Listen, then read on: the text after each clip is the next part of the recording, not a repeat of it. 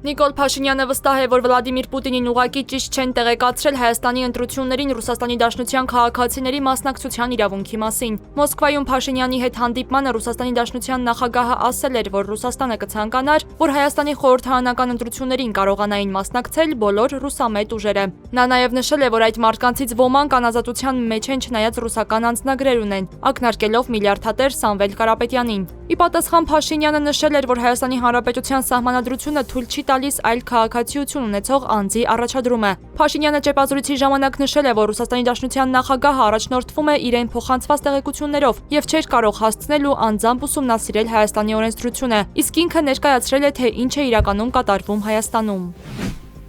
Նիկոլ Փաշինյանը որևէ սպառնալիք չի տեսնում Ռուսաստանի Դաշնության փոխվարչապետ Ալեքսեյ Օվերչուկի հայտարարությունների մեջ։ Օվերչուկը մասնավորապես ասել էր. «Մենք չենք կարող անտեսել երկրի ղեկավարների բազմաթիվ հայտարարությունները Եվրամիությանը միանալու իրենց ցանկության մասին։ Մեզ համար այս շրջանակներում են տեղավորվում թե ռուս գործարարի ունեցվածքի բռնագրավումը, թե երկաթուղու կոնցեսիայի առաջարկվող վաճառքը»։ Այսօր ճեպազրույցի ժամանակ Փաշինյանն էլ ասել է. «Մեր ասածների մեջ էլ ոչ մի սպառնալիք չկա, դա նորմալ աշխատանքային գործընթաց է, որտեղ կողմերը ներկայացնում են իրենց դիրքորոշումները»։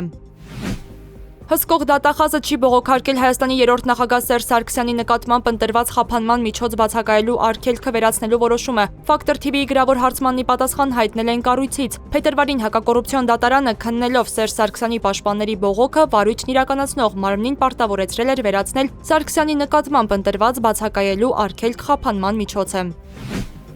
Մեծամորի ատոմային էլեկտրակայանի շահագործումն այսօրվանից դադարեցվել է պլանային վերազինման համար, ասել է Հայաստանի տարածքային կառավարման եւ ենթակառուցվածքների նախարար Դավիթ Խուդատյանը։ Աշխատանքները կտևեն 5 ամիս։ Ըստ Խուդատյանի 2026 թվականին Հայաստանի արևային կայանները արտադրած կլինեն այնքան էներգիա, որքան Մեծամորի ատոմակայանը։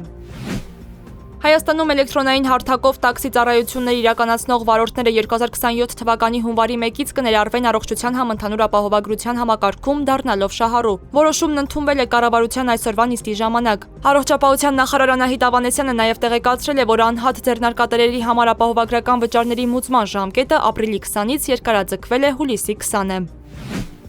Կայա Կալասը տագնապալի ազդակ է համարում ՆԱՏՕ-ից դուրս գալու Թրամփի հայտարարությունը։ ԵՄ-ի արտաքին գործերի գերագույն ներկայացուցչի խոսքով չի կարելի հիմնավորված համարել Թրամփի այն մեղադրանքները, թե ՆԱՏՕ-ն օգնության չի եկել Իրանի դեմ ռազմական գործողություններում։ Որքան ինձ հայտնի է, ՆԱՏՕ-ին ուղղված որևէ դիմում չի եղել, հայտարարել է Կալասը։ Ռուսաստանի Դաշնության նախագահի մամուլի քարտուղար Դմիտրի Պեսկովն էլ հայտարարել է, որ Ռուսաստանը ՆԱՏՕ-ին վերաբերվում է որպես թշնամական դաշինքի, որը համապատասխան գործողություններ է ձեռնարկում։